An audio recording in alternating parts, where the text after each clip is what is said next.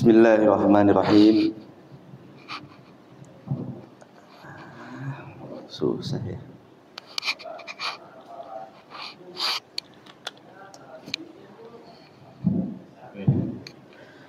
Assalamualaikum warahmatullahi wabarakatuh. Alhamdulillahi rabbil alamin, wassalatu wassalamu ala asyrafil anbiya'i wal mursalin Sayyidina wa maulana Muhammadin wa ala alihi wa sahbihi ajma'in. Naqulu Allahumma inna nas'aluka ilman nafi'an wa rizqan tayyiban wa amalan mutaqabbalan. Allahumma ati nufusana taqwaha wa zakkiha anta khairu man zakkaha anta waliyuha wa maulaha, amma ba'd. Para jamaah, bapak-bapak yang mudah-mudahan senantiasa dimuliakan dengan rahmat dan karunia Allah Subhanahu wa taala. Alhamdulillah, pada pagi hari ini kita bisa berkumpul dalam rangka mendekatkan diri kita kepada Allah Subhanahu wa taala. Mudah-mudahan pertemuan demi pertemuan, kajian, pengajian yang kita lakukan semakin menambah ilmu, menambah amal, menambah dekat dengan Allah Subhanahu wa taala. Ya, alhamdulillah. Di sana ini berapa minusnya? Wah. Di 6. Jauh. 6.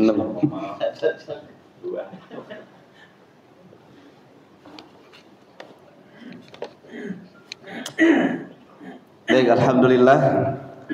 Masya Allah, luar biasa nikmat yang Allah berikan kepada kita pada hari ini. Dan alhamdulillah kita coba tukarkan nikmat yang berharga ini dalam rangka mendapatkan nikmat lain yang lebih berharga dan lebih agung daripada nikmat yang ditukarkan. Hari ini kita dapatkan nikmat waktu, dapatkan nikmat sehat walafiat. Kita coba tukarkan dua nikmat ini dengan nikmat lain yang lebih berharga. Nikmatnya mendapatkan petunjuk dari Allah Subhanahu wa taala. Karena ternyata mendapatkan petunjuk itu tidak bisa duduk nunggu. Ya. Hidayah itu ada dua macam dan dua-duanya saling berkaitan. Yang pertama ada hidayah dilalah. Hidayah dilalah itu adalah pengetahuan tentang baik dan buruk, ya, ini halal, ini haram, ini boleh, ini tidak boleh. Itu namanya hidayah dilalah. Dan itu adanya di tempat-tempat seperti ini, di majelis-majelis ilmu, di pengajian-pengajian, di kajian-kajian. Datang hadir kita ke tempat ini, lalu tahu A ini baik, A ini tidak baik. Itu sudah setengah dari hidayah. Nah, baru kemudian nanti kita minta kepada Allah agar mengkonversikan hidayah dilalah itu menjadi hidayah taufik. Hidayah taufik itu adalah hidayah kesesuaian amal kita dengan apa yang sudah kita ketahui.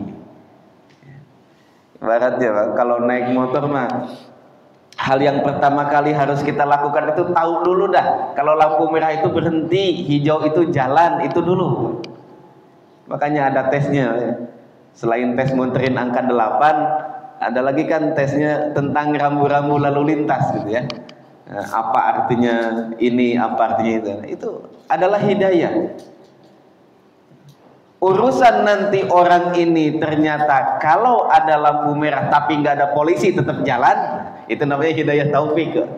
Ya. Nggak ada orang, lampunya merah, polisi nggak ada gitu. Biasanya gimana? Buru-buru lagi gitu ya. Ah, ya udahlah gitu. Nah, itu namanya hidayah taufik. Apakah amal kita akan sesuai dengan apa yang kita ketahui? Itu namanya hidayah taufik. Makanya tidak boleh ada orang beralasan saya belum dapat hidayah. Ini cari hidayah. Dicari. Datang ke majelis ilmu, bertanya. Ini adalah salah satu sebab-sebab datangnya hidayah yang nilainya sangat mahal. Saking mahalnya hidayah itu kemudian dipaksa oleh Allah agar kita meminta hidayah. Kan nggak ada doa yang wajib Pak kecuali minta hidayah. Yang lain itu nggak wajib. Bapak-bapak minta doa misalnya hartanya banyak, nggak wajib. Minta doa istrinya solihah, nggak wajib juga. Ya. Kalau nggak berdoa gitu dosa, nggak dosa. Satu-satunya doa yang wajib adalah doa minta hidayah. Kalau tidak dibaca, sholatnya nggak sah masalahnya. Ya, ihdinas siratal mustaqim. Ya Allah, berikanlah kami petunjuk pada jalan yang lurus. Selain itu nggak ada doa yang wajib. Hanya itu satu-satunya. Ya. Makanya kemudian nikmat waktu, nikmat sehat walafiat yang merupakan nikmat paling asas, paling dasar, kita coba tukarkan pada hari ini dengan nikmat yang lebih baik, nikmat yang lebih agung, yaitu nikmatnya hidayah dari Allah Subhanahu wa Ta'ala. Hari ini kita akan melanjutkan membaca kitab Al-Arba'in An-Nawawiyah. Saya coba loncat sebentar hadis yang ke-10 bagi bapak-bapak yang sudah khatam, yang sudah hafal hadis arba'in. Hadis ke-10 silahkan dimurojaah. Bagi yang bawa bukunya bisa dilihat di hadis ke-10. Udah enggak bawa buku, enggak hafal, ya duduk mendengarkan. Lumayan Pak, itu nomor 3 ya. Itu nomor 4 ya. Tingkatannya Pak tuh cuma ada 5, jangan jadi yang ke-6 aja ya. Kun aliman, jadilah kamu orang yang berilmu, tugasnya ngajar, enggak ya. Au muta'alliman, atau tugasnya belajar. Tapi belajar itu bawa buku, bawa pulpen, enggak juga ya wes. Au mustami'an ya. Au mustami'an nomor 3-nya ya, kalau enggak duduk aja mendengarkan. Alhamdulillah masih dapat nomor 3 ya. Cita-citanya pengen jadi nomor 1 tapi masih nomor 3 terus ini. Au muhibban nomor 4, nggak datang ke pengajian tapi seneng sama orang ngaji ya. Tiba-tiba bakwannya datang ya.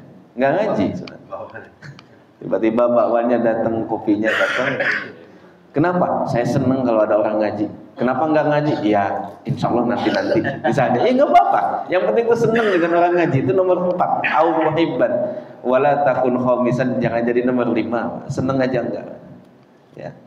Ini catatan rankingnya ya. Jadi bapak-bapak ini masih di ranking nomor 3 ya. Kemarin pilih nomor berapa? 3 juga. 1. Baik. Ini hadis tentang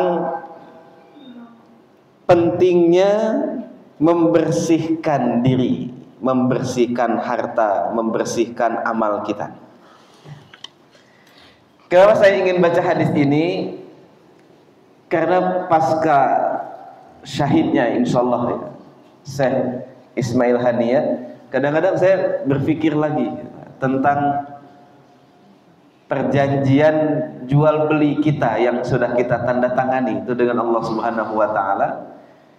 Saya terkadang khawatir barang-barang yang sudah kita jual itu ternyata tidak layak untuk dibeli ya.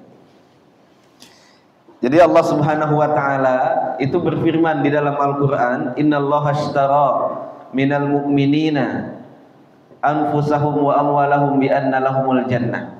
Sesungguhnya Allah telah membeli dari orang-orang yang beriman.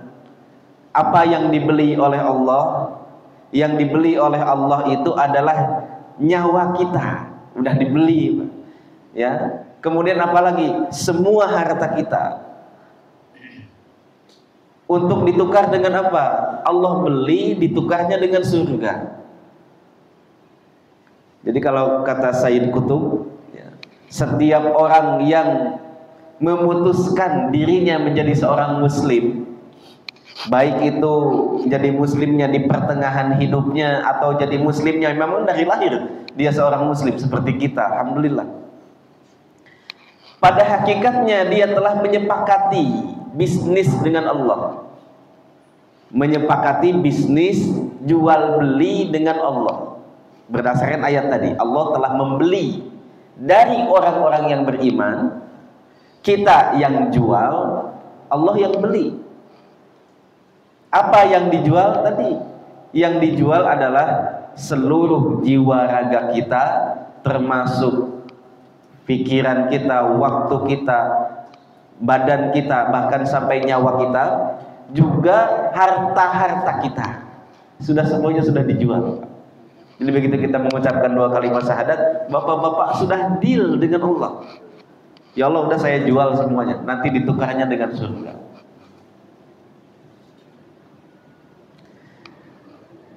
Dan ini adalah perjanjian dagang yang paling menguntungkan.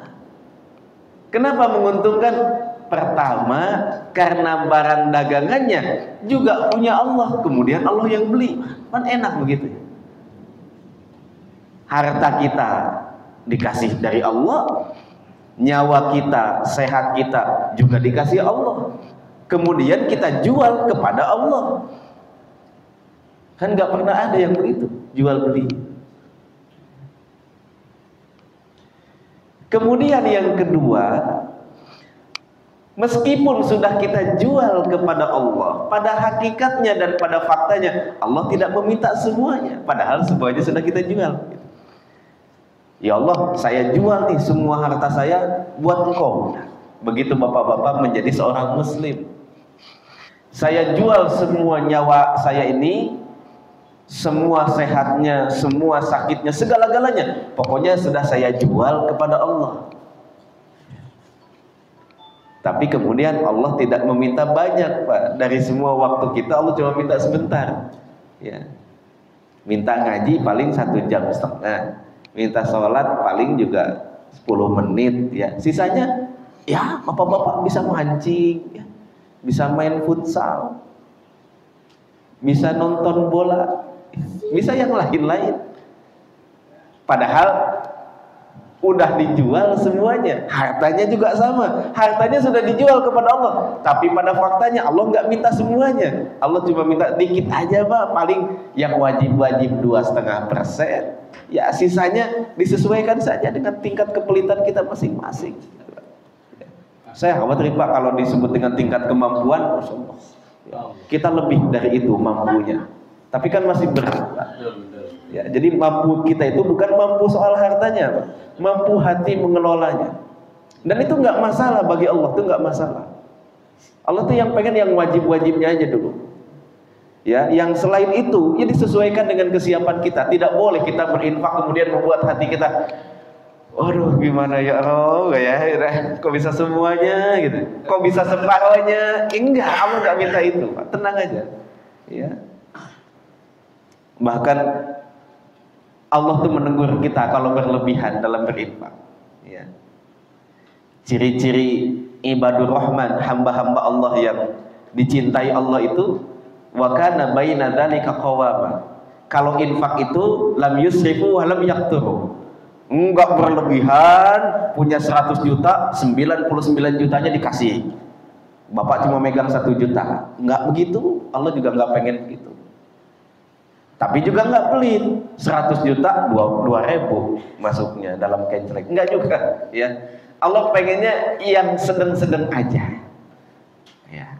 Nah, kan cuma minta sedikit. Enak jual beli seperti itu ya. Udah dijual semuanya tiba-tiba gitu. Itu kayak jual beli saya zaman dulu tuh, Pak. Kayak saya pernah nawar-nawarin dimsum. Tapi jamaah-jamaah saya kalau beli begitu. Ustaz, beli ya 4 bungkus. Oh, 4 bungkus. Lalu dia datang. Yang diambil cuma 1 bungkus, 3 bungkusnya buat Ustaz aja. Nah dia beli 4 bungkus, 3 bungkusnya saya yang makan. Nah, kayak begitu, Pak, jual beli dengan Allah itu. Ya, kita jual semua, habis itu Allah balikin lagi yang paling banyak buat kita. Kamu aja yang pakai, saya dikit aja. Kan enak begitu jual beli kayak model begini. Kemudian karena yang belinya Allah, itu harganya kadang-kadang nggak sesuai perjanjian gitu. Harganya, Pak. Man dzalladzi yuqridullaha qardan hasana fayudha'ifahu lahu ad'afan katsira wallahu yaqbidu wa yabsut. Kalau orang bisnis dengan Allah, jual beli dengan Allah, pinjam meminjam dengan Allah Subhanahu wa taala, tiba waktunya giliran bayar itu nggak sesuai harganya. Biasanya Allah lebihin 10 kali lipat SOP-nya. Itu SOP standarnya, Pak. Kadang-kadang dilebihin 700 kali lipat, kadang-kadang 100.000, kadang-kadang 1 juta, kadang-kadang sampai tidak ada batasannya. Enak jual beli begitu. Kemudian yang berikutnya, kenapa menguntungkan? Karena jual beli ini selain nanti menghasilkan materi, juga bisa menyelamatkan kita dari azab Allah Subhanahu wa taala. Ya ayyuhalladzina amanu hal adullukum ala tijaratin tunjikum min adzabin alim. Wahai orang-orang yang beriman, maukah kalian aku berikan petunjuk? Ada loh dagang yang bisa menyelamatkan diri kalian dari azab Allah. Dagang colokan listrik, bukan mesin air juga. Ya, dagangnya tu'minuna billahi, yaitu beriman kepada Allah, wa tujahiduna fi sabilillahi bi amwalikum wa anfusikum. Ya, berjihad dengan harta, berjihad dengan nyawa. Nah, kemarin kepikiran ada orang-orang yang sudah menyelesaikan perjanjian itu dengan sempurna. Saya kemudian berpikir, terus giliran saya kapan menyelesaikan akad ini dengan sempurna gitu. Orang-orang di Gaza, mereka sudah menjual hartanya, mereka juga menjual nyawanya, ya sudah, pokoknya emang bukan punya saya lagi. Ya. Jadi nanti tidak boleh ada seorang pun yang merasa berat. Kalau Allah sudah minta, tidak boleh ada seorang pun yang berat, karena kan sudah kita jual, sudah